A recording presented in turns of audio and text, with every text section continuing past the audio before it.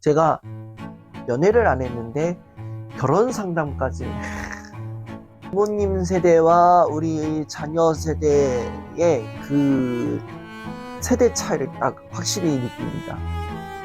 여기서 말하는 세대 차이는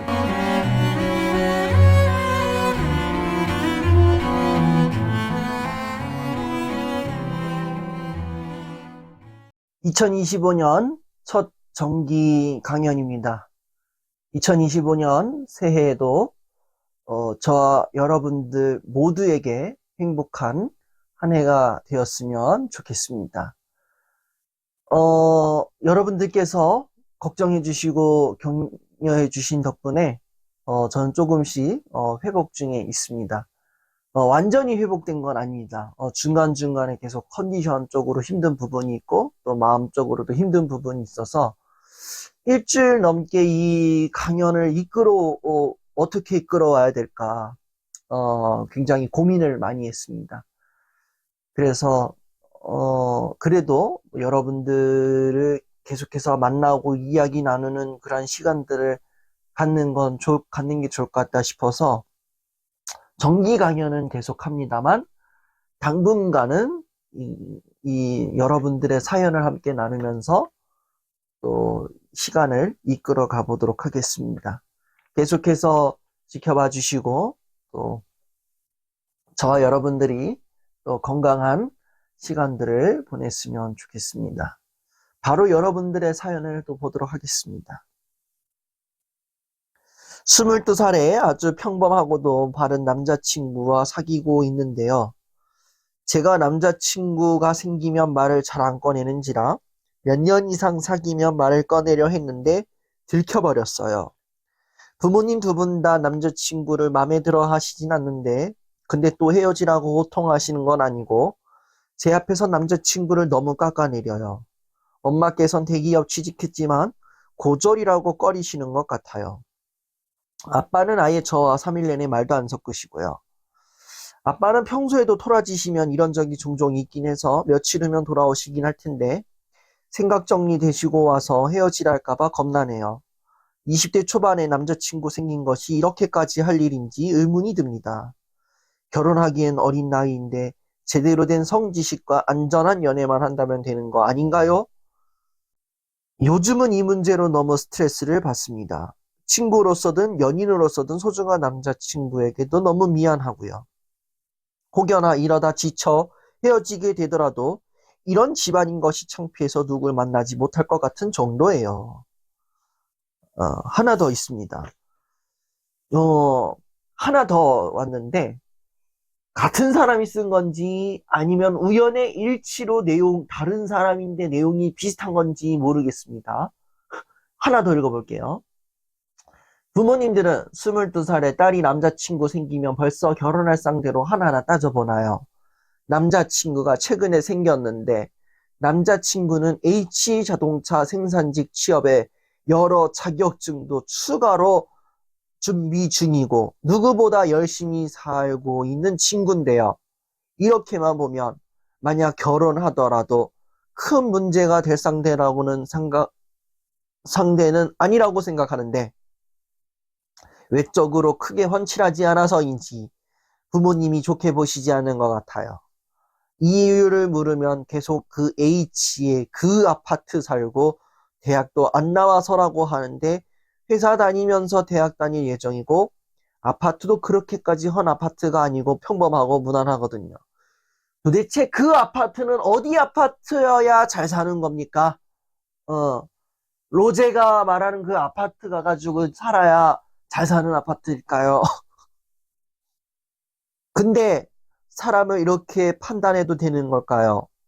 그래도 저에겐 무척이나 소중한 사람이고 아직 나이도 어린지라 결혼 생각도 해보지 않았는데 부모님이 그럴 때마다 너무 화가 나네요. 어, 여기서 참 곤욕스럽습니다. 제가 연애를 안 했는데 결혼 상담까지 이 사연을 보면서 부모님 세대와 우리 자녀 세대의 그 세대 차이를 딱 확실히 느낍니다. 여기서 말하는 세대 차이는 뭐 가치관의 차이, 뭐 역사적인 그 시대적인 흐름에 의한 차이가 아니라 자존감의 차이, 그리고 그 기준에 대한 차이를 제가 조금 느끼는데, 생각해 봅시다. 이제 부모님들은 자존감을 아예 모르고 살아온 세대예요. 여기서 말하는 부모님들의 자존감을 모르고 살았던 세대는 부모님들이 자존감을 안 배워서 무식하다는 얘기가 아니라 자존감을 진짜 모르고 살았던 거예요. 어쩌면 자존감이라는 말을 들었어도 자존감의 기준이 달랐던 거예요. 부모님들의 살아온 배경들은 공동체주의거든요. 공동체주의이다 보니까 회사의 자존감이 곧 내 자존감이고, 가족에서의 만족이 내 만족이고, 그리고 가족의 생각이 곧 내 생각이기 때문에 그러한 식으로 기준점이 잡혀가다 보니까 내 개인의 생각은 전혀 해보지 않았던 그러한 세대예요. 내가 좋으면 그만이라는 그 판단은 뭘로 했느냐? 객관적인 걸로 본 거야. 어떠한 회사 같은 경우는 어떤 팀의 성과나 지표, 뭐 어떤 프로젝트의 성공 유무에 따라서, 뭐 내 직위에 따라서, 아니면 뭐 회사를 얼만큼 내가 일고 왔느냐에 따라서, 내 경력에 따라서, 뭐 내 재산에 따라서, 내 가족 구성원의 어떤 직업이나 학력에 따라서, 그거를 통해서 개인의 만족을 결정을 했던 때예요. 그러니까 기업이 이렇게 하면 좋지 하면 나도 좋은 거고, 그리고 기업의 성공이 곧 나의 성공, 가족 구성원 중에서 내 자녀가 결혼을 했다, 내 친지들이 결혼했다 그러면 내 기쁨이고 내 만족이었던 그러한 그러한 상황을 지내왔던 거예요. 그러다 보니까, 그리고 또 부모님 세대들은 또 하나의 부담감이 또 있었던 거예요. 내 가족을 건사하려면 우리 가족 잘 먹고 잘 살게 해야 돼. 그러니까 자기 희생을 했던 거예요. 내 가족들을 먹여 살리려면 내가 돈을 많이 벌어야 되고, 내가 일을 더 많이 해야 되고, 뭐 내가 공부를 더 많이 해서 좋은 대학 가야 되고, 뭐 우리 엄마 아빠 효도시키기 위해서 내가 S대 나와서 공부 열심히 해야 되고, 그러다 보니까 열심히 공부했더니 내가 S대학교 졸업해가지고 박사까지 하고 있네? 이런 식으로 흘러갔던 거죠. 그러한 형식. 그렇게 해가지고 부모님들은 나름대로의 자존감이 된 거예요. 근데 부모님들은 이거를 자존감이라고 안 하고, 이거는 타인의 만족을 위한 자기 희생, 또 내 만족을 위한 자기 희생. 누구 좋으라고 한 거냐? 나 좋으라고 했냐? 다 너희들 좋으라고 했지? 이러면서 그런 식으로 그 희생이 결국에는 내 만족이고 내 하나의 훈장, 뭐 도장, 만족 이런 거였던 거예요. 근데 이 시대가 흘러와가지고 자존감이란 말이 들어오기 시작한 거는, 우리나라에서 자존감이란 말이 들어온 거는 사실 20년 난짓이에요. 저도 자존감이란 말 들은 지가 15살이면 지금 16년 전이거든요. 16년 전에 자존감이란 말을 처음 들었어요. 근데 이전부터 조금 썼다 하는 가정을 한다면 자존감이란 말이 들어온 거는 2000년대 초반일 거예요. 2000년대 초반부터 자존감이라는 말이 이제 스멀스멀 올라오고, 그러면서 이제 자존감을 어떻게 봐야 되는가에 대한 사회적인 뭐 이제 기준점들이 막 왔다 갔다 하던 시기였어요. 5년 동안 그것도. 저도 이 자존감에 대한 정확한 기준을 듣기 전에 자존감 수업이라고 해가지고 들었는데, 그때 들었던 말이 뭐냐면은, 부모님께 효도 잘하고 너가 안정적인 직장 생활을 하고 열심히 공부하는 게 너의 자존감이야, 이런 식으로 얘기했던 때예요. 근데 이거 잘못된 거예요. 이건 잘못된 이때도 자존감에 대해서 굉장히 혼돈을 겪었던 시기예요. 그리고 그 혼돈의 시기를 겪고 나서 자존감에 대한 기준이 딱 정해졌는데 그게 얼마나 내가 나를 사랑하느냐. 그리고 내가 나에 대해서 얼마나 만족하고 나 스스로를 얼마만큼 만족하고 있느냐. 그리고 어떠한 외부 상황이 나한테 얼마나 만족을 주느냐. 이 기준과 정의가 딱 잡히기 시작하면서 그때부터 자존감의 기준이 외부가 아니라 철저하게 나 중점으로 이제 바라보기 시작한 거죠. 그, 그러니까 여기서부터 이제 부모님의 기준과 내 기준이 갈라지기 시작을 하는 거예요. 이것도 그 맥락상으로 좀 따져본다면 그런 거죠. 우리 이 사연을 쓰신 분은 자존감의 기준을 일단 나로 본 거겠죠. 나로 본 거고 그냥 원초적으로 봤을 때 이 남자친구가 내가 봤을 때는 얼마나 나의 만족이 되느냐 이런 걸 본 거죠. 이 남자친구는 나한테 얼만큼의 만족감, 나에게는 이 만족, 자존감, 이 남자는 나에게 얼마나 만족을 있는가. 여기서 말하는 만족은 이 남자가 나한테 얼마나 잘해줬냐, 못해줬냐가 아니라 내가 이 남자를 봤을 때에 얼마나 정서적으로 안정감이 들고 그리고 이 남자를 봤을 때에 내가 좀 얼마나 기댈 수 있는가. 또 내가 얼마만큼 이렇게 이 남자에 대한 만족감을 느끼고 있는가. 이런 거죠. 이 남자가 나에 대한 만족감을 준다. 그러니까 마음에 들어서 연애를 한 거겠죠. 근데 만약에 여자분이 이 기준을 나의 만족이 아니라 뭐 진짜 뭐 재산을 봤다, 아파트를 봤다, 뭐 학교를 따졌다 그러면은 별로 진짜 완전 빵점 점수가 되겠죠. 근데 내 기준으로 봤을 때 이 남자는 나한테 너무 큰 만족이니까 연애를 시작한 거가 되겠죠. 일단 내가 만족을 하니까, 뭐, 이 남자친구 대학교 안 나와도 괜찮아. 고등학교 졸업? 괜찮아. 대학교 들어간다잖아. 그럼 된 거 아니야? 직장? 일단 뭐라도 일하고 있잖아. 대기업이든, 뭐, 대기업 들어갔다잖아. 뭐, 대기업 안 들어가도 뭐 어때? 일하면 그 말 아니야? 이렇게 또 생각했을 수도 있는 거고. 또, 아파트든 맨션이든 어때? 어? 일단 어딘 박스 안 덮고 자는 게 어디야? 어? 길거리에서 나 앉아 있지 않은 게 얼마나 다행이야. 아파트 괜찮잖아. 뭐 재건축 아파트든 뭐 명품 아파트든 뭐가 중요해? 일단 집이라도 있다잖아. 이런 식으로 이제 갔으니까 연애를 한 거겠죠. 모든 사람들의 상황들은 모든 관점들은 다 이렇게 내 기준에서 보는 거죠. 내 기준에서. 그러, 근데 이제 부모님들 입장에서는 이제 모든 게 다 탐탁치 않은 거죠. 왜? 부모님 입장에서는 부모님의 자존감 기준은 아까 뭐라 그랬어요?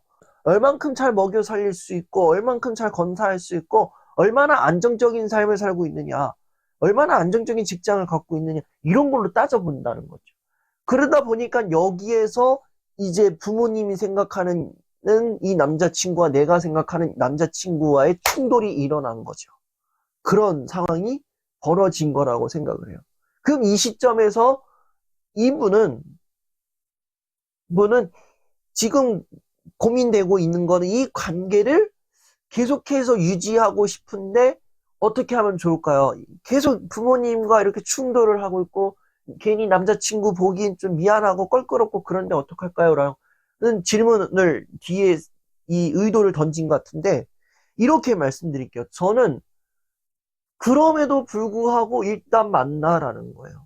일단 만나라. 일단 만나라. 어, 왜냐?